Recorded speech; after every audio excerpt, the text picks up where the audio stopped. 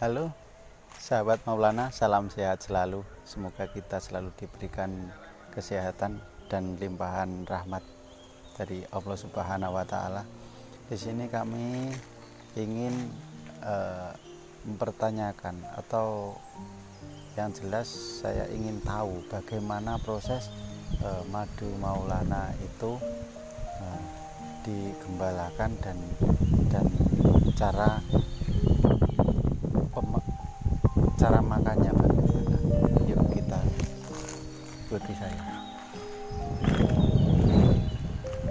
Di sini banyak sekali kotak-kotak lebah. Kotak lebah itu yang semuanya mencari makan sendiri. Yuk, ini ada petani lebah yang harus kita tanya. Halo Bapak, Assalamualaikum warahmatullahi wabarakatuh. Ya, Pak, mau tanya ini bagaimana kok apa ya carane madu itu bisa menghasilkan madu itu bagaimana? Okay. Gini Pak, mungkin saya ingin menunjukkan aja langsung. Nah, kalau nggak diperlihatkan langsung kan mungkin masih belum mengetahui ya cara lebah. Nah, kebetulan saya di sini sudah ngecek Pak. Ini lebah ini sedang dalam proses digembalakan. Jadi dalam proses mencari madu. Mungkin dalam waktu 2 atau 3 minggu nanti bisa dipanen. Nah, seperti ini Pak. Jadi lebah ini di dalam kotak ini, setiap kotak ini ada ratunya. Jadi iya. Dan yang mencari madu itu adalah lebah pekerja. Nah, kenapa lebah-lebah ini tidak pergi ya meninggalkan ratu atau bagaimana? Karena ketika di dalamnya ini ada ratunya, koloni ini nggak akan nggak akan pergi. Iya, jadi dia tetap menghasilkan madu, tidak akan keluar dari koloni. Nah, ketika koloni ini sudah penuh, kita biasanya akan membuat lagi rumah lebah baru. Jadi tidak over ya kapasitasnya di dalam lebah. Kita cari, makanya kita di sini memiliki banyak rumah lebah.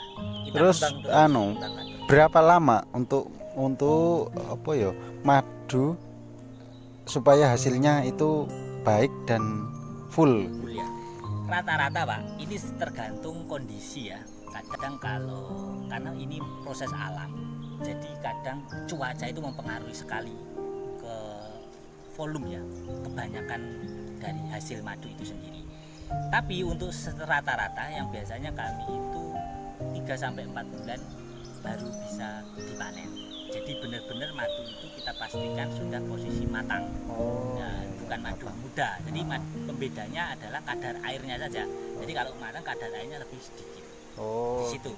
Jadi sangat bagus kualitasnya kalau sudah kondisi madu itu matang. Terus kok saya lihat itu madu itu warnanya kok lain-lain ya, kayak warnanya ada yang gelap, ada yang terang. Iya. Di sini langsung saya tunjukkan aja Pak. Kalau memang kebanyakan orang yang mempertanyakan itu ya, kalau bagi orang yang awam madu, kok warnanya dikira pewarna atau apa? Enggak. Madu ini kenapa beda warna? Itu dihasilkan dari proses alami Pak. Jadi tergantung nektar bunga apa yang dihisap oleh lebah. Langsung saya kasih contoh aja. Misalkan wadunya ini hitam kan ya, pekat. Ini berasal dari nektar bunga akasia. Ya. Untuk yang kuning pekat ini dari nektar bunga kaliandra. Nah, kalau yang agak kuning bening ini, agak kecoklatan ini nektar bunga randu. Jadi semua ini murni dari proses alam. Lebah menghasilkan madu dari nektar apa yang diambil bunga. Nah, seperti saat ini, kalau saat ini kita sedang di kebun jati. Nah, kita sedang nanti kedepannya akan panen madu dengan nektar jati. Ya, seperti itu. Seperti itu. Ya. Ya tuh. Kalau yang ini misalnya ada apa?